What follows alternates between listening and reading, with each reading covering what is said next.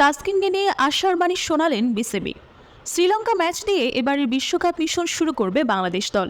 আগামী ৮ জুন ভোরে অনুষ্ঠিত হবে ম্যাচটি। তার আগে তাসকিন আহমেদকে নিয়ে আশার কথা শুনিয়েছে বিসিবি। বিশ্বকাপের প্রথম ম্যাচ থেকেই পাওয়া যাবে ঢাকা এক্সপ্রেসকে। বিশ্বকাপের দল ঘোষণার আগেই সাইড স্ট্রেইন ইনজুরিতে পড়েন তাসকিন। এরপর দ্রুত সেরে ওঠার প্রত্যাশায় তাসকিনকে নিয়ে দল ঘোষণা করে বিসিবি। তবে বিশ্বকাপের পর প্রথম ম্যাচেই মাঠে নামবেন বাংলাদেশের সহ অধিনায়ক তাসকিন আহমেদ। লঙ্কান ম্যাচকে সামনে রেখে পুনর্বাসনের অংশ হিসেবে সোমবার ৩ জুন বোলিং অনুশীলন করেছেন তাসকিন। পরে তার সর্বশেষ অবস্থা নিয়ে সাংবাদিকদের সঙ্গে কথাও বলেছেন। সেখানে তিনি জানিয়েছেন ৫ জুন থেকে পুরোদমে বোলিং শুরু করবেন। সোমবার সাংবাদিকদের বিসিবি ফিজিও বায়েজিদ বলেন, তাসকিন অনেক উন্নতি করেছে। ৫ জুন তার পুরোপুরি বোলিং শুরু হওয়ার কথা। সেটা দেখে বলা যাবে ৭ জুনের ম্যাচে ওকে পাবো কিনা। এখন পর্যন্ত তার খুব ভালো অগ্রগতি। শ্রীলঙ্কা ম্যাচের আগে তাসকিনের সেরে ওঠার সম্ভাবনা রয়েছে বলে মনে করেন বায়েজিদ।